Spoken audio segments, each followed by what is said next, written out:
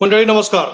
मंडळी, आपण एक गोष्ट लक्षात घेतली पाहिजे की सरकारची प्रतिमा नेमकी जनमानसामध्ये काय आहे, म्हणजे सर्वसामान्य मतदारांच्या मनामध्ये सरकारची प्रतिमा नेमकी काय आहे, हे तिथे घडणाऱ्या किंवा त्या राज्यात घडणाऱ्या, त्या देशात घडणाऱ्या विविध घटना ज्या आहेत या अधोरेखित करत असतात किंवा या त्याच्यावरती प्रभाव पडत असतात.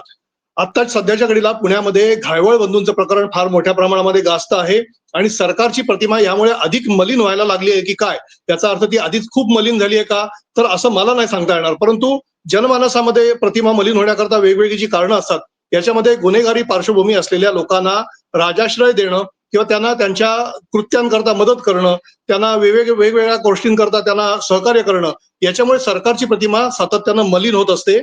आत्ताच्या घडीला घायवळ बंधूंपैकी एक जो परदेशामध्ये फरार आहे, त्याला पासपोर्ट कसा मिळाला या संदर्भामधला मुद्दा फार मोठ्या प्रमाणामध्ये चर्चेमध्ये आला. चंद्रकांत पाटील जे सध्या भाजपाचे मंत्री आहेत, ते पुण्यामधले निवडून येतात, त्यांनी त्याला मदत केली अशा पद्धतीचा आरोप करण्यात आला. हा आरोप कितपत योग्य आहे कितपत अयोग्य आहे हे कालांतराने स्पष्ट होईल. माझ्या मते मात्र चंद्रकांत पाटील यांची प्रतिमा पाहता ते असं काही करतील असं वाटत नाही. मात्र त्यांचे सहकारी त्यांना न कळता काही गोष्टी करू शकतात. अर्थात त्यांनी केल्यात नाही केल्यात आपल्याला आत्ताच्या घडीला सांगता येणार नाही. मात्र त्याचबरोबर जो दुसरा भाऊ आहे घायवळ बंधूंमधला सचिन घायवळ, याला जो शस्त्र परवाना मिळाला, हा शस्त्र परवाना कशा पद्धतीने मिळाला या संदर्भातली चर्चा सध्या मोठ्या प्रमाणामध्ये चर्चेमध्ये आहे. दोन्ही घायवळ बंधूंच्या विषय चर्चेमध्ये आहे.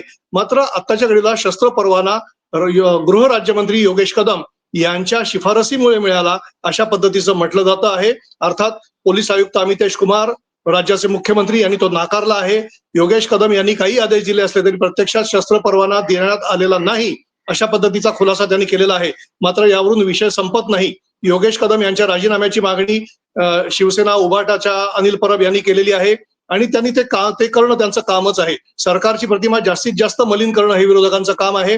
2014 मध्ये नरेंद्र मोदी यांनी सरकारची प्रतिमा मलिन करूनच युपीएची सत्ता घालवली होती आणि ते सत्तेवरती आले होते.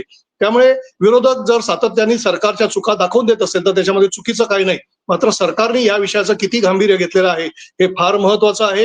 राम शिंदे जे विधान परिषदेचे सभापती आहेत, त्यांचं देखील या प्रकरणामध्ये नाव आलेलं आहे. रामदास कदम यांनीच त्यांचं नाव घेतलेलं आहे. रामदास कदम हे योगेश कदम यांचे वडील आहेत, ते माजी मंत्री आहेत आणि त्यामुळे सरकारमधली आपसातली जी सुंदोप संधी आहे ही देखील चव्हाट्यावरती येताना आपल्याला दिसते आहे. एकंदरीतच सरकारची प्रतिमा मलिन होऊ नये याच्यासाठी जी काय कारवाई करायला हवी मुख्यमंत्र्यांनी ती लवकरात लवकर करावी. कारण मंत्र्यांची प्रकरणं एका अशा पद्धतीने बाहेर येणं, चर्चेत येणं, वादग्रस्त ठरणं हे सरकारच्या दृष्टीने अत्यंत घातक आहे.